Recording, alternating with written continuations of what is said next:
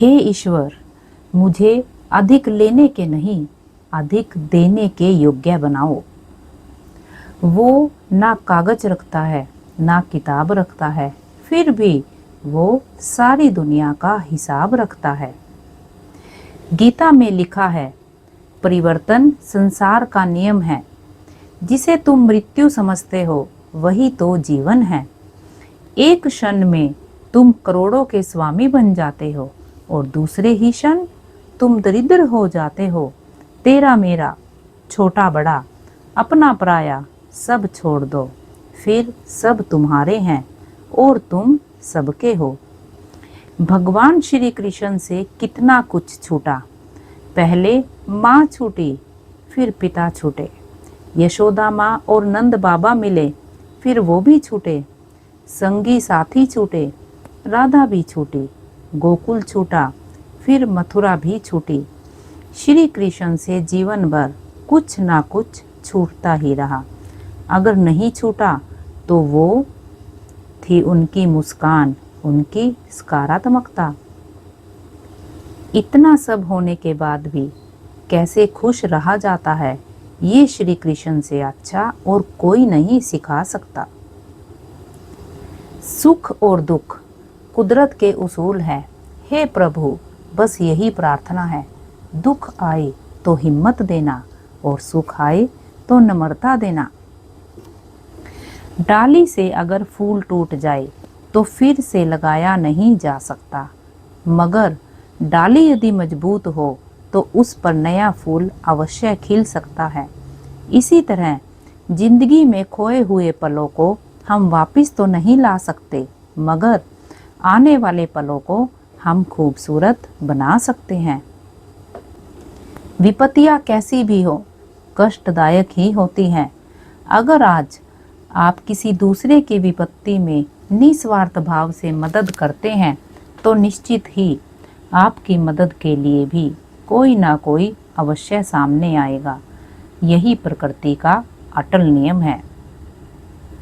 जीवन में कभी आगे होने का घमंड और पीछे होने का अफसोस नहीं करना चाहिए, क्योंकि सेना के दल में खड़े सैनिक को जब सेना प्रमुख पीछे मुड़ने का आदेश देता है तो आगे खड़ा व्यक्ति पीछे और पीछे खड़ा व्यक्ति आगे हो जाता है। इसी प्रकार ईश्वर कब पीछे मुड़ने का आदेश दे दे कोई नहीं जानता। इंसान घर बदलता है, लिबास बदलता है, रिश्ते बदलता है, दोस्त बदलता है, फिर भी वो परेशान रहता है, क्योंकि वो खुद को नहीं बदलता। उम्र भर गालिब यही भूल करता रहा। धूल चेहरे पर थी और आईना साफ करता रहा। जिंदगी जीनी है तो तकलीफ तो होगी ही, वरना मरने के बाद तो जलने का भी एहसास नहीं होता। जब एक दरवाजा बंद हो जाता है तो कुदरत दूसरा दरवाजा अपने आप ही खोल देती है, पर हम अक्सर बंद दरवाजे को इतने अफसोस और निराशा से देखते हैं कि हमें वो दरवाजा दिखाई ही नहीं देता जो हमारे लिए खोला गया है। रोजाना मंदिर जाना उत्तम है, रोजाना जप करना भी उत्तम है, रोजाना गीता पढ़ना भी उत्तम है, लेकिन अपने अंदर झांक कर देखना किसी दिन एकांत में बैठकर कि इतना करने के बाद आपके अंदर कोई परिवर्तन हुआ क्या? कुछ कुछ पराये अपने से लगने लगे हैं क्या? प्रकृति की धीमी धीमी आवाज आपके मन को भाने लगी है क्या?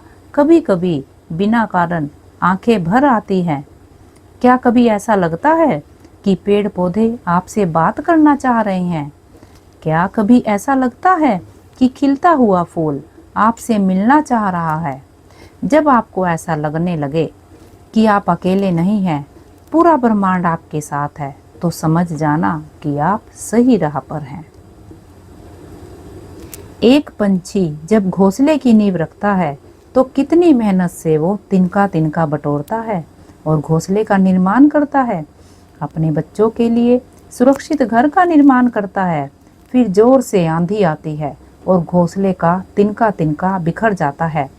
परंतु ना वह पंछी रोता है, ना वह विलाप करता है। वो बिना किसी विलंब के अपना घोंसला फिर से बनाता है।